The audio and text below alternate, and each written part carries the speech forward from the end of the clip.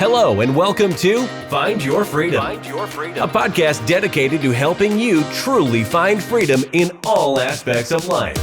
Join your hosts and their expert guests as they share practical tips and strategies for finding more freedom in your life. It's time to take control of your life and create the future you want.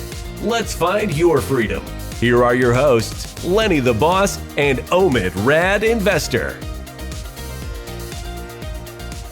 Boom, boom, boom. We are back for another episode of Find Your Freedom. And this is going to be a good one. But before we get into who we have on today, you know we have something free, easily downloadable for you. Just go to findyourfreedom, REI.com/freedom kit. That's right. Find Your Freedom, REI.com/freedom kit is absolutely free, easily downloadable, something that you totally need in your life. All right, so today we have a cool guest on today, and I think you're really going to be super excited to hear a little bit of his story, but more importantly about what he brings to the market to actually help put a whole lot of money in your pocket. All right, so one of the cool things about, the product, and I'm going to let him explain it more than I can, is that in our field, when it comes to short-term rentals, is we need customers. We need that avatar. We need that individual to come into our place and pay us what we believe that we are worth.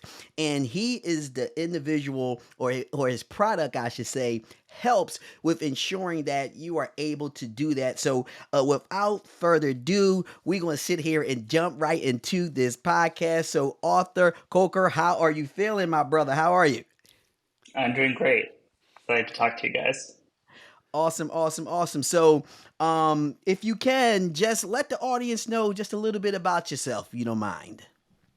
Yeah, so I'm the founder and CEO of a company called StayFi, and we offer a product that helps short-term rental operators collect and market to the guests that are already staying with them. So we help folks market to everyone who loves the properties that they're staying in, so they can, over time, become less dependent on Airbnb and Vrbo. So for us, we're all about helping folks build their own independent brand and become less dependent on those big OTAs that are super helpful when you get started, but over time, you definitely want to become less and less dependent on those. No, I think that's super exciting. I think when we first started, you do the traditional thing, which is you use OTAs, Airbnb, Vrbo, and then you learn kind of part of the sales side of the business of, hey, what if you can set up a direct booking site and cut out some of those fees and go direct to sellers. So how did you even get into this? I mean, this is it's a great service, and I guess what inspired you and how did you get into the space? Yeah, so I fell into short-term rentals pretty accidentally. So my after I graduated business school, I worked in marketing for actually a healthcare company. So totally nothing to do with hospitality, right?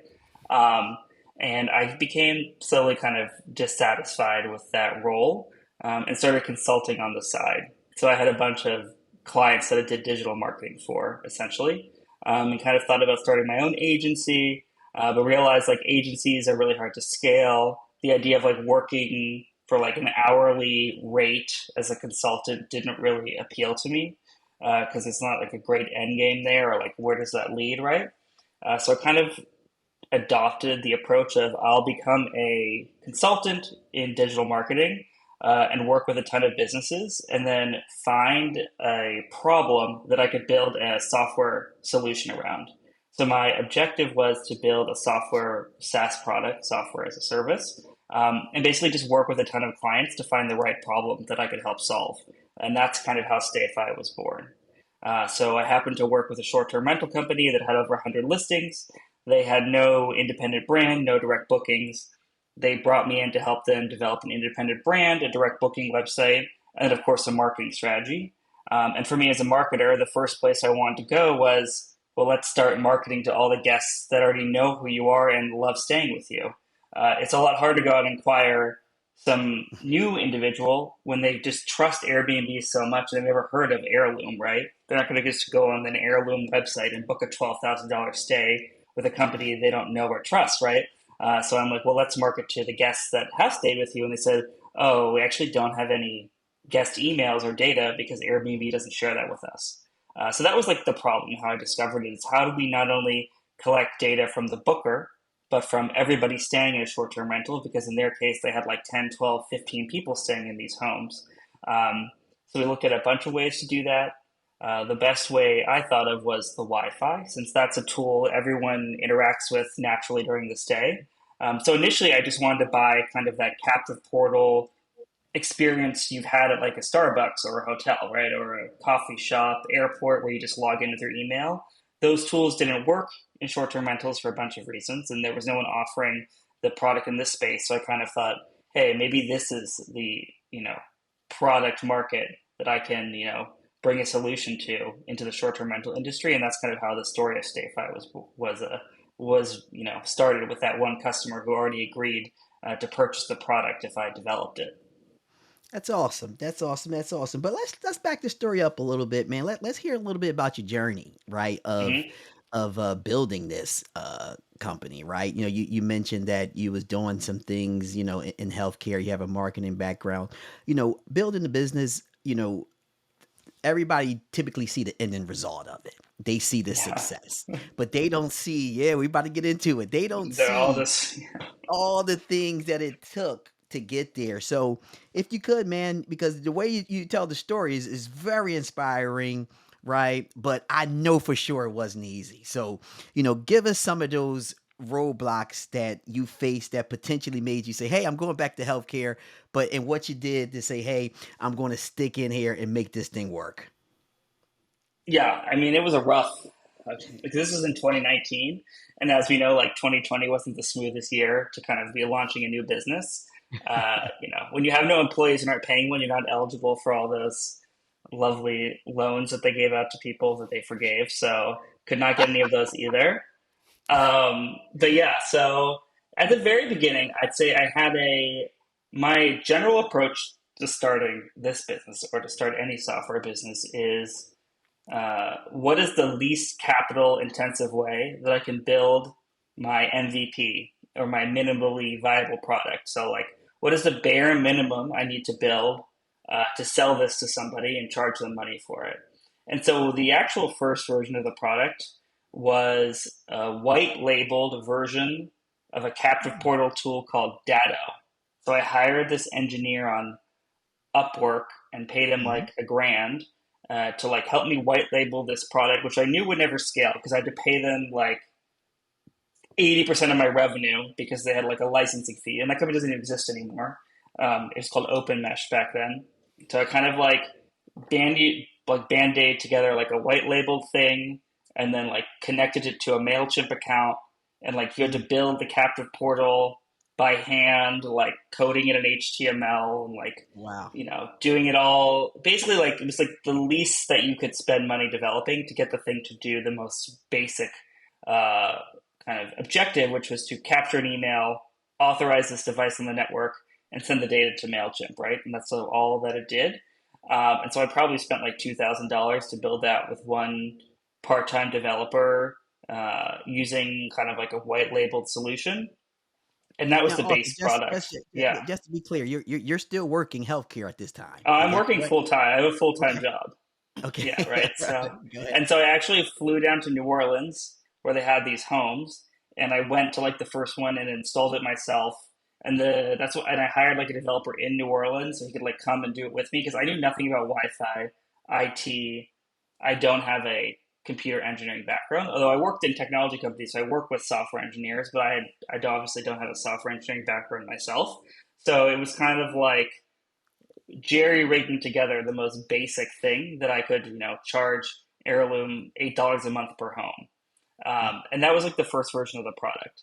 And so, kind of like step two was, okay, I built this for them. I have to go validate that there's a need in this market for the product outside of this one company.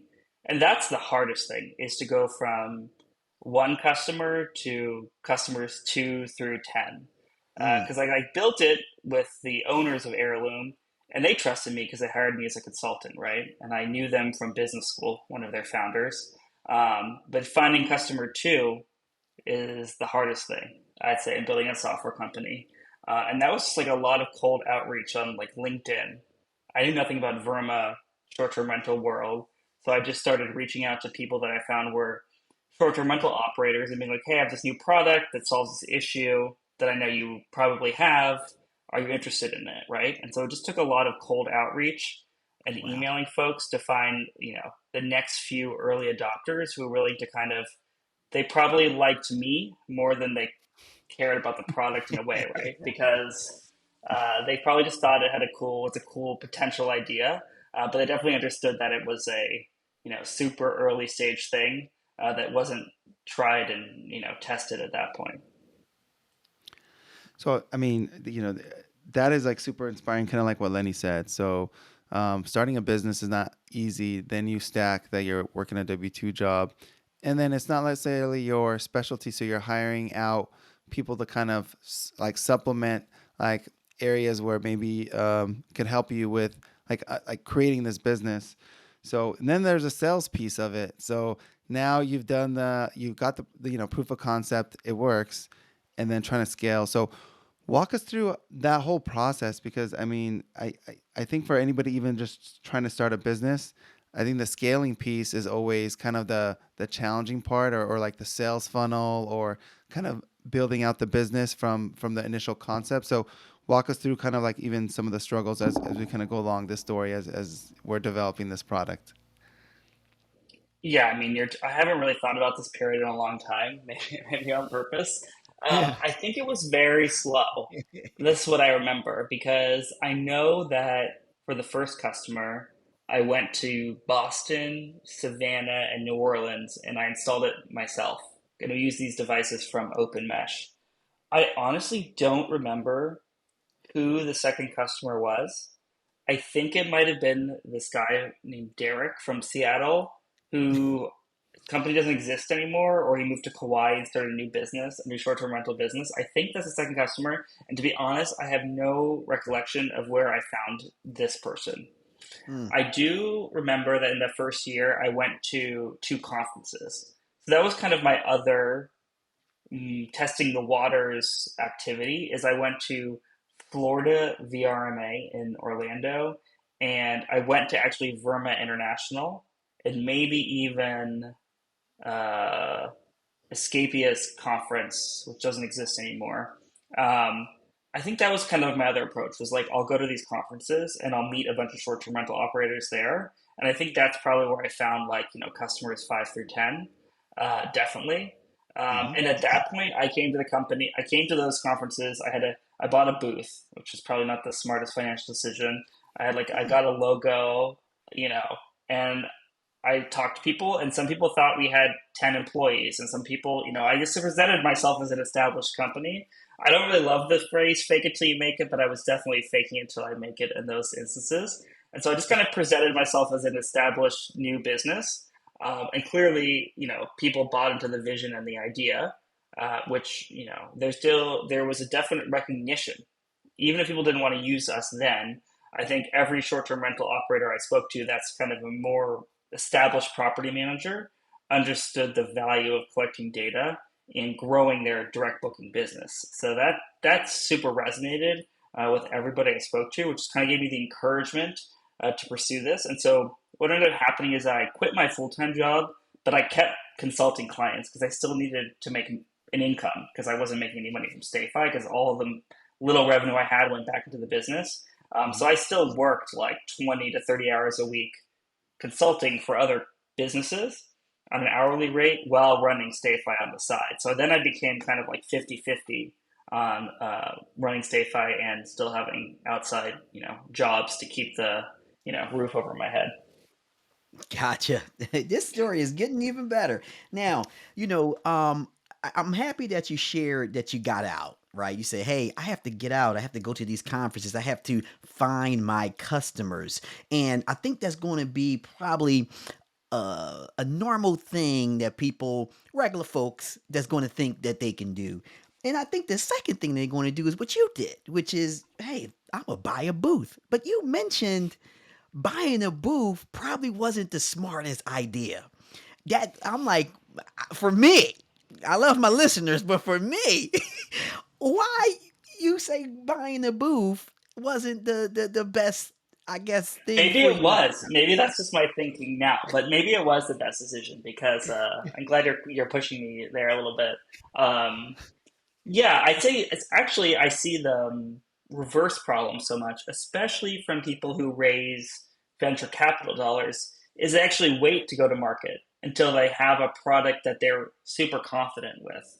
I went to market with a product that I like, people ask me, is this going to work in this scenario? I was like, I don't know. I don't know anything about Wi-Fi, probably. There were a lot of things that I learned later and learned a lot of important lessons. But right, so I'd say like actually a lot of people are afraid to go to market and to get their product in front of a lot of people because they fear like negative feedback, right? But for me, I was like, let's throw myself into the fire as quickly as possible. So can you talk about the value of that? Because I think there's so many people who have this idea and it's in the back of their head, but then they're scared. They don't want to put themselves out there, or they don't want to put in the time. So like, what would you say to somebody who's kind of on the fence and looking to maybe build out a business and solve somebody else's problem? Yeah, I mean, this definitely could be brutal, right? And people, I remember having calls with people that were like, "No one will ever buy this. This is like a horrible idea. Like this, like who's going to pay $5 a month for this like trash?" I don't know. So people are very rude and tell you exactly what they're thinking. So that definitely can demotivate you.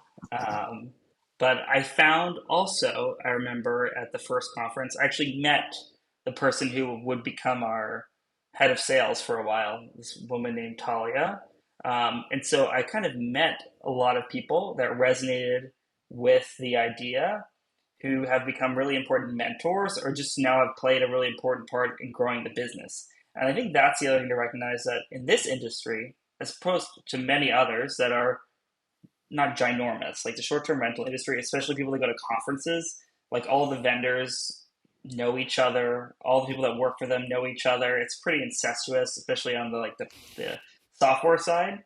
Mhm. Those relationships are going to be the most important when it comes to business development because over half of our business comes from partners.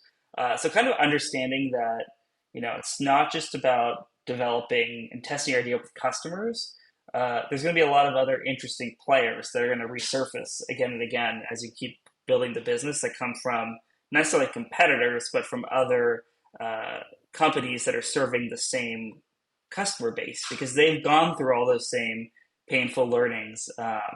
And they understand how to sell to an owner operator versus a property manager, and like how does a property manager business model work, and how do you have to like fit your solution to them for somebody else.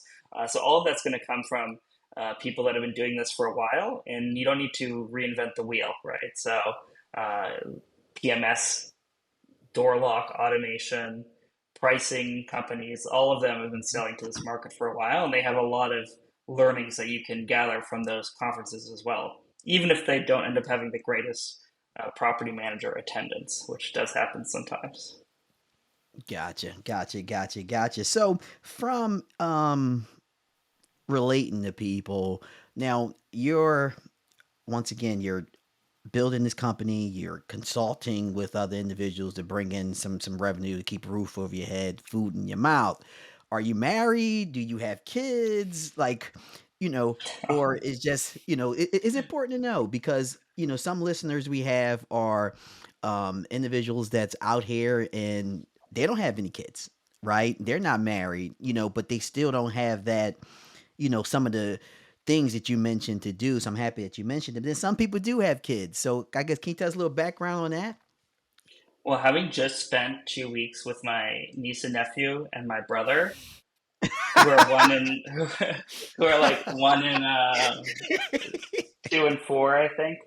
I can't. Yeah, I don't know. I don't know if that's possible to start a business at that point. I mean, I couldn't have done both, to be totally honest. It would have been impossible. So yeah, that's just who I am. Like this, especially early on, the first 2 years. I mean, this consumed like my whole life. Plus, I had to work like a whole other job basically while building this business. So Um, what time are you waking up in the morning? What time are you going to bed?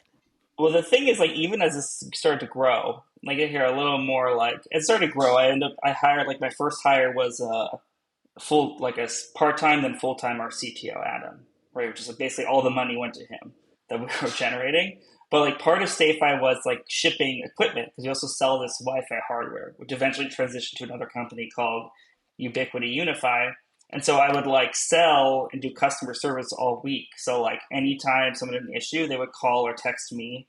And then on the weekends or like at night, I would like ship the equipment. Like I was like working in a warehouse basically out of my home for a long period of time, which was crazy because there was just like boxes of Wi-Fi like everywhere. Um, so there was just a lot of late nights shipping things and figuring out how to like send stuff through Shopify, like UPS. I mean, there's just like so many things you have no idea about before you start a business about like payroll and taxes and like using QuickBooks and like just the amount of things is just endless that you have to kind of figure out as you go along that you kind of never thought you'd be doing in your life. So yeah, I mean, it was constant because I would be like at a bar and somebody would like be like, my Wi-Fi is not on, and I have to go outside and like talk to them and go on a FaceTime about how to plug in the cords. So it was basically all every waking hour. There was always something that was going on. Mm. So it took full 100% like commitment at some level. And I couldn't So imagine having obligations to other people at this time. yeah, so what I'm hearing is that you just wore all sorts of hats. You were the accountant, you were the sales guy, you were the logistics, you were customer Everything. service, and you were the developer, yeah, and you're the face and a relationship builder. But yeah, I think that's interesting because entrepreneurship is become super sexy online with all the little. You see Cody Sanchez, and she talks about businesses and buying businesses, but building businesses is a beast, and it does require high level commitment to get it up and running. And I'm super excited to kind of hear about. Um, so let's talk about you. We collect emails. So what happens at that point? So we're using your product, and we collect emails. So how do I develop this skill for marketing, or what is like a couple best practices as far as maybe even leveraging whether it's like a CRM or email management system, um, just for like a small business owner. So maybe we can do even that by tiers, right? Because I know you said like there's like the small like owner operator that maybe has a couple properties, has maybe 1,000 emails, versus like a business who has like 10,000 emails. So Yeah. how does that look differently? Yeah, I'd say like who is StayFi for, right? That's an important question. Like who is our customer? Because not everyone that has an Airbnb in air quotes is our customer, especially someone who has a quote unquote Airbnb. Maybe they don't, maybe that's fine, right? And they just want to list on Airbnb. They don't want to list on multiple sites. They don't want the headache of figuring out direct bookings. And if that's working for you and you're generating, the cash flow you want, that's great. Like, no, like we don't, there's nothing wrong with that, right?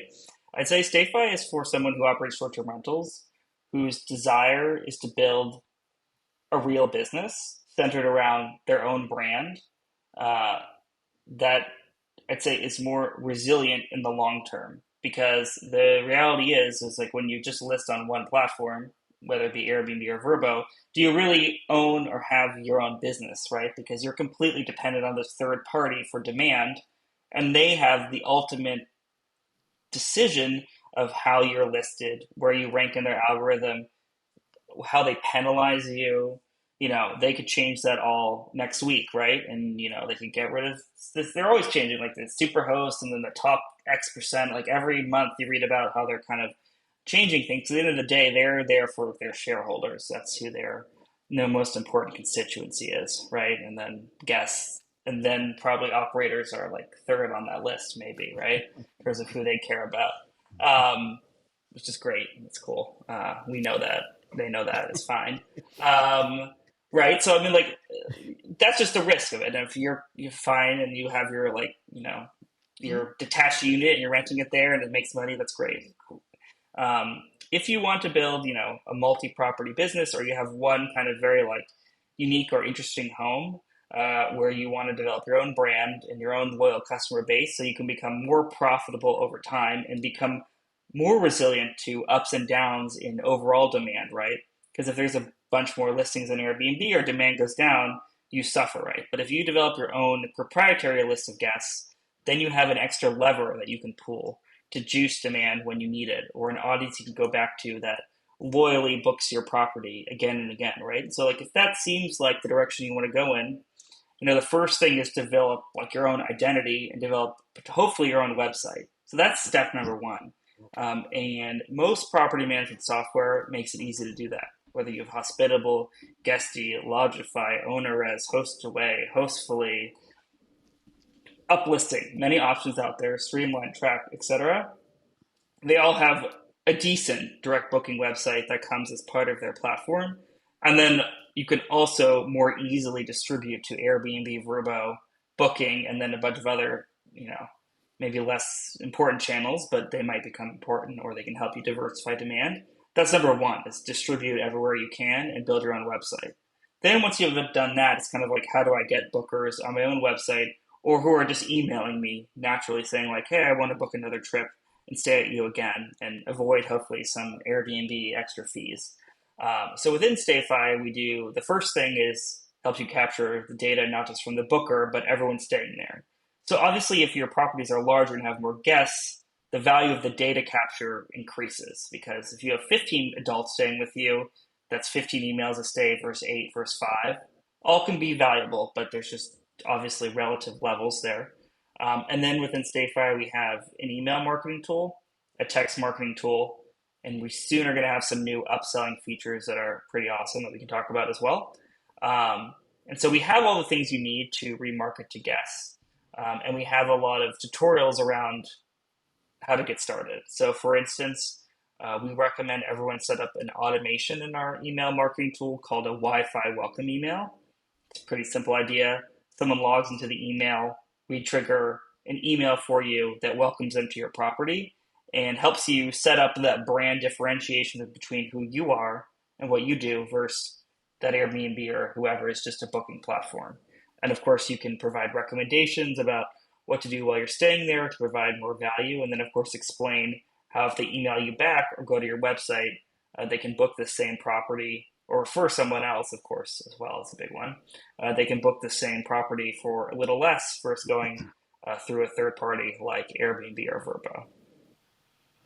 I think that's super smart. Obviously having someone's contact information is the most valuable thing that you can have. So I do have a couple questions. All right. Mm-hmm. I don't have StayFi yet, but I will be having StayFi in 2024.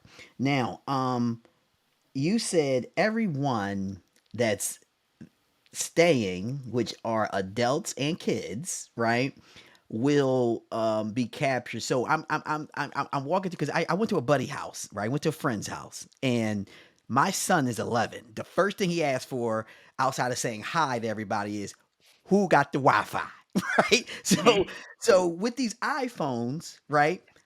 This is my friend. I go to his house pretty frequently, and I'm already on his Wi-Fi. So when my son got in there and I showed him which one, I was able to hit a button and he was able to connect to the Wi-Fi, to my buddy's Yep. Wi-Fi with no problem. So Mm-hmm. how does your system, this is a two-part question, addresses that? And then as a guest, I'm going to have, I guess, some contact information from an 11-year-old. How do I even know that they're 11 years old? Yeah. Okay. Great questions. So number one, the first thing, which is like sharing passwords, like all you're doing there is you're sharing the password for the network. With StayFi, you can have a password or not have a password. That's up to you. So you could have the same process where you share that password. However, the next step would be is like after you have entered the password to get on the internet, you're still going to be presented with what we call a captive portal or a splash page, which is that like interstitial that loads on your phone or your computer. That's like you're at a hotel or airport, Starbucks. You've seen these before, where you enter in your name, Yep. email, and phone number, right? So every device has to go through the captive portal to get Mm. online. only has to go, once you do that on your phone or laptop, it's authorized for 30 days. It's not like every time you come back, you have to do it again. So as long as you're within 30 days, you do it once, we get the email, you're good to go. For small kids, typically they don't have emails if they're 6 or 5, right? Mhm. Parents typically do it for them. So they're like, just like if you were at a hotel and you got the thing and it was like enter in your room number and last name, maybe your parents would like fill that in because you're 4 and you don't know how to do that. You can't read.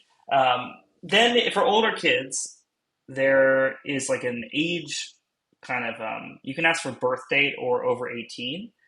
From like a legal perspective, if someone's 13 and over, you can do email marketing to them. For Oh, us, if someone says they're younger than 18, we exclude them from email marketing, even though you capture their name and email. So there's ah, lots of options. So for like teenagers, we collect the data, but we kind of don't move it over to our email marketing tool or a third party one. And then obviously, little kids don't have emails, and typically parents will log on to the iPad for them. And then because it's 30 days, they don't have to do it again while they're there. nice. So, so you mentioned that there was like additional products that you guys are kind of rolling out. So, what's the additional product or features that you're rolling out, and um, what sort of integrations do you have with other software programs that are like popular just in the space? Yeah, so I think the biggest integration piece we have is with property management software, which are all those guest fee, et cetera, tools I mentioned before, which is typically the first software any short-term rental operator acquires. And with those, what we do is when you connect, not only can we like import your properties, we actually look through all your reservations historically, and if you have real emails associated with them, we pull them into our email marketing tool. And that way, when you're doing email marketing, uh, you're getting data from both Wi-Fi and your TMS. So if you have a lot of historical data there, or even for future bookings, we will ingest those emails as well. So our email marketing tool is taking in emails from every source. And with our email marketing tool, you can also like put pop-ups on your website, so you can get emails from your website as well, or anywhere, or you can upload them manually. So like all the emails from all the different places you could be gathering are being all gathered together into one place. And then what's coming down the line later this month, we call it homepage, but I would call it really more like a link tree for your short-term rental. Hmm. So basically, like it's a page where you can present multiple pieces of information, like a link to your website, a link to a guidebook, a link to upsells, a link to local tours and activities. And that will be the page that's presented to guests after logging into the Wi Fi. So they enter the information, then they get taken to this page that presents all the relevant information you'd want to share about your property. And that homepage will be presented, you can present it other places. So you can send it, for instance, in a welcome text, in your welcome email, Oh, like dynamic for each property, as well as you can have a link and a QR code so you can send it like even before guests arrive. And we're launching that with 2 partners. The most interesting one, I'd say, is a company called the Hostco, where you'll be able to create a store with upsells for your property nice. when you create this homepage. So they have a great network of like local vendors and providers. So like grocery delivery, massage, chef, yoga instructors, like late and early checkout, and then of course you can like add your own goods to sell there. So everyone who creates a homepage in StayFi will have the option to create a Hostco store automatically, Hmm. and then it will like you'll have an upsell platform ready to go for your property. Because we want to help folks not just get more direct rebookings, but increase their revenue per stay, especially with these kind of ancillary services. That's super smart. You're a smart guy, man. I'm gonna tell you that you are a very smart guy. And the cool part about it is you're taking your smarts and you're giving it to the people who just don't know that these are other avenues that can be done from a automated perspective. One setup, right, and then obviously the end user just do their thing.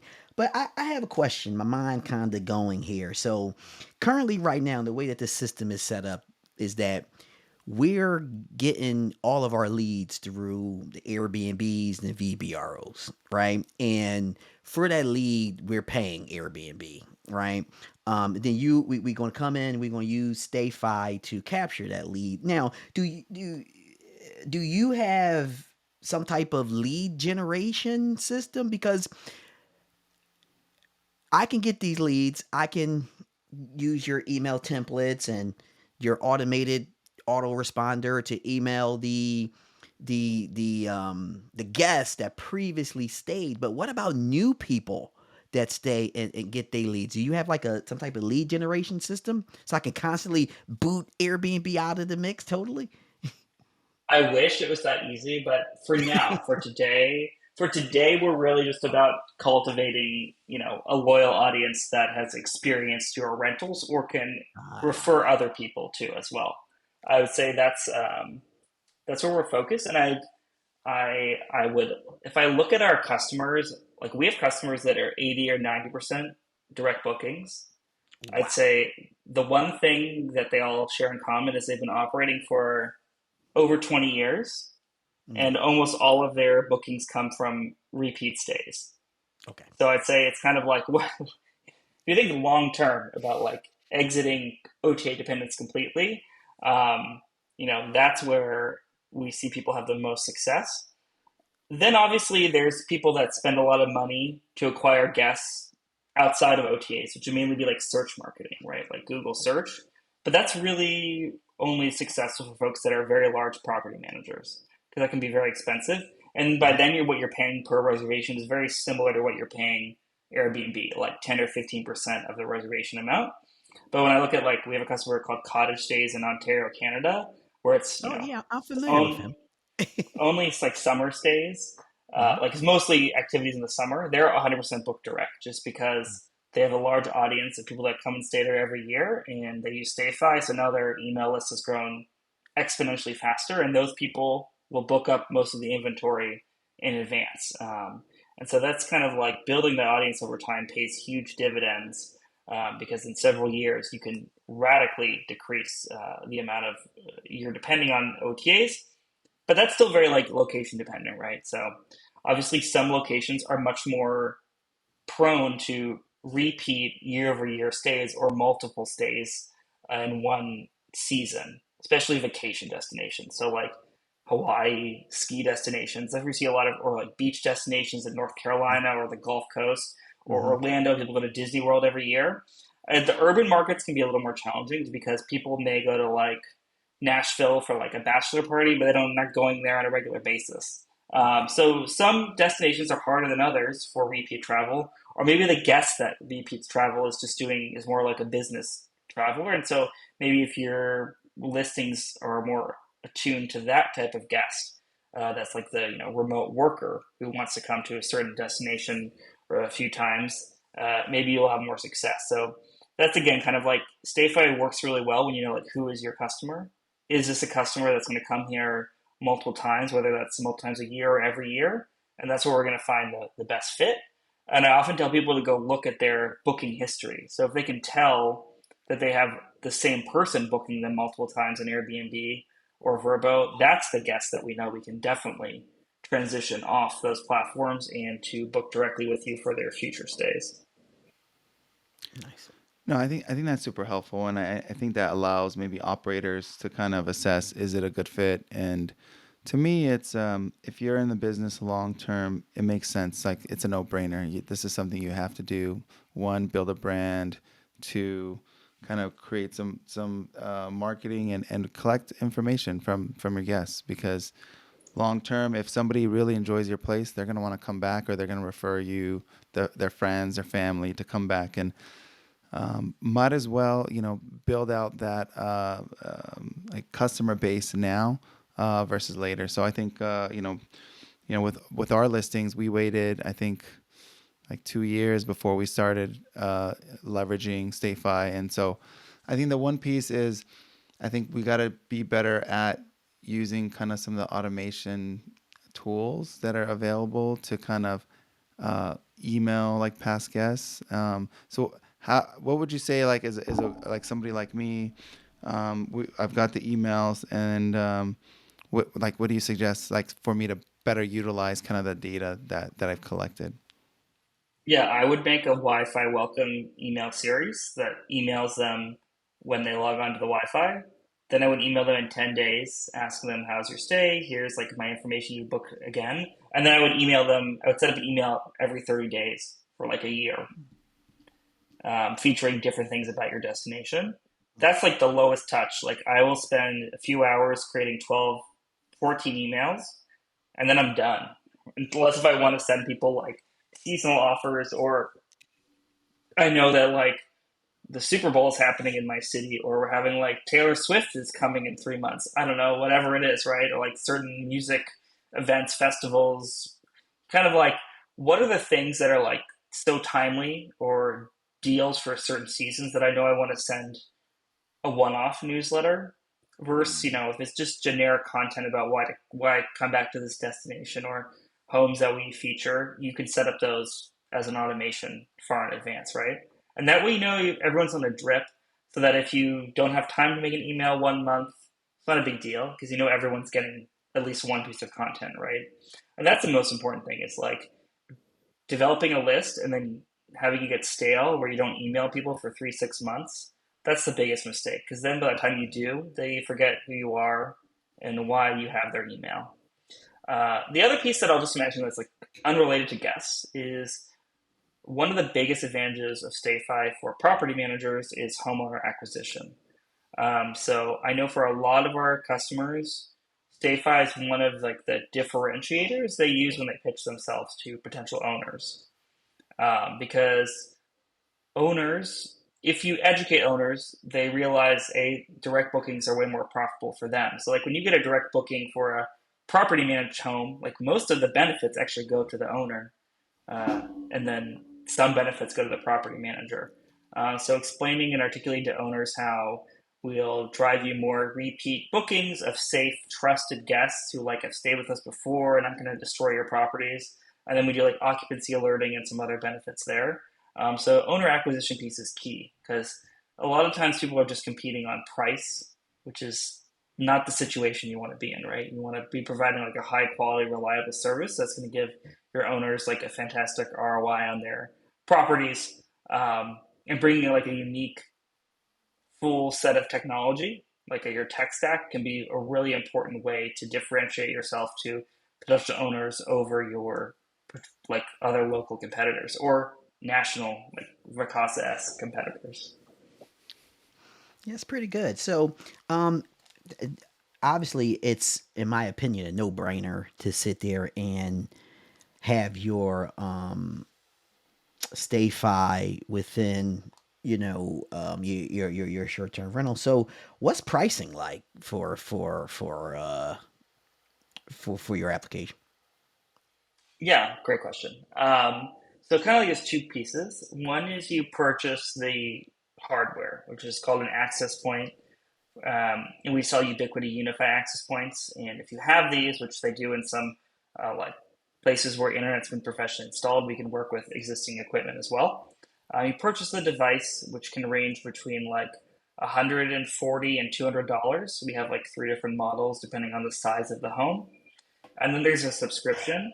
The subscription is tiered based on how many devices you have. So as you add more devices, your cost goes down.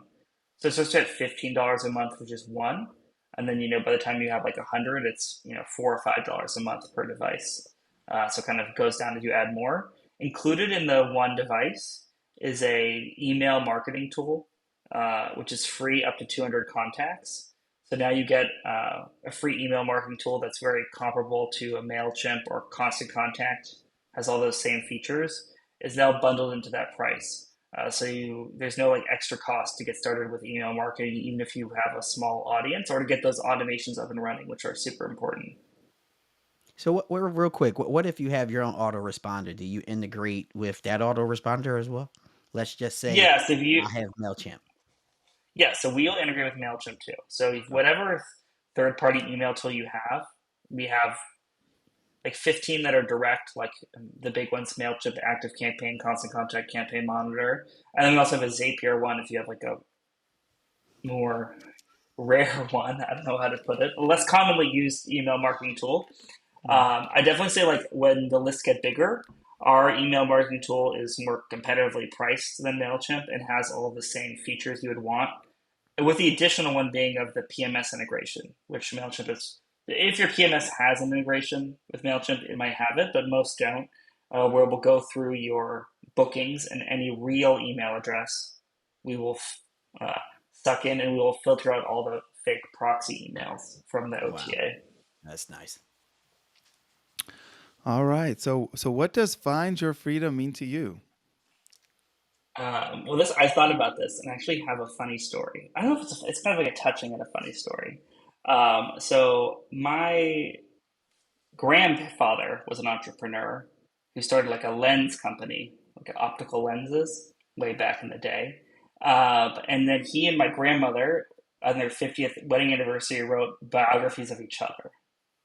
And I know that when my grandfather like sold his company, my grandmother wrote it meant they got their drop dead money because they could tell anybody who asked them to do anything to drop dead. So I kind of took that on as my what freedom means to me is if someone wants me to ask me to do something I don't want to do, I can just tell them to drop dead. I love that. That's a first, man. Yeah. Oh, that's what it's about. Right there. It's about the, hey, listen, that's a good one. That is the best one. I'm going on record. The best one said thus far. Okay. Hey, look, man. Obviously your tool is something that, I suggest that everyone gets. It's needed. It secures the contact information, which is the customer. So with that being said, how can people get in contact with you to learn more about the product? Or they might say, hey, I'm ready. I want to sit here and, download it or order it. Where can they go? You go to stayfi.com, stayfi.com. On there, you can sign up and get started. And then on our stayfi.com/demo page, you can also attend a weekly webinar or book a one-on-one demo with one of our folks. So you can just do it yourself, or if you want to talk to somebody, we have that option as well. Awesome. All right, man. So we're coming to the end of the show, and what we like to do is this big boom session. All right, I'm going to count to three, 1, 2, 3, and in a uniform manner, all three of us going to say boom and hold it as long as we can. Now you have to bring it, Arthur. You can't sit here and not, you gotta build those lungs up with air. Our goal is to bust some speakers out. You with me? Okay. All right, let's do it. All right, on three, fellas. 1, 2, 3. Boom!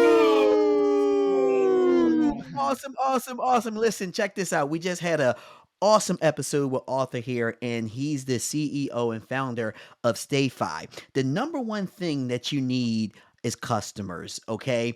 And you don't want to be left behind using someone else's tool like Airbnb or VBRO. They're great starts, but you want to start building that bond with some of the individuals that stayed at your place, loved your place, and coming to your place or want to come to your place year after year after year. And there's times when you have to be the one to remind them that my place is the place. And believe me, StayFi is that tool that you get, that you use to make sure that you stay in contact with those, and they will be your customers for 10, 15, 20 years, but not just them, but their girlfriends, their family members, and everyone else. They say, hey, if you're going to XYZ place, you got to stay at the one that I stayed at. And with that being said, we want you to sit here and listen to this episode. We want you to leave us an honest 5-star review, because this is how we get more authors here onto our platform to ensure that you are benefiting from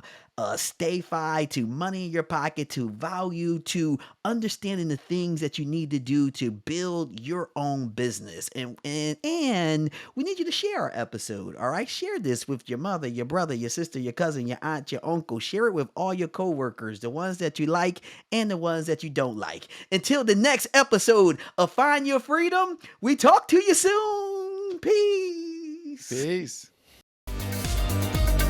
Thanks for listening to Find Your Freedom. Be sure to subscribe wherever you listen to podcasts. While you're at it, please help us spread the word by leaving a rating and review and sharing the podcast with friends, family, and colleagues. Until next time, get out there and find your freedom.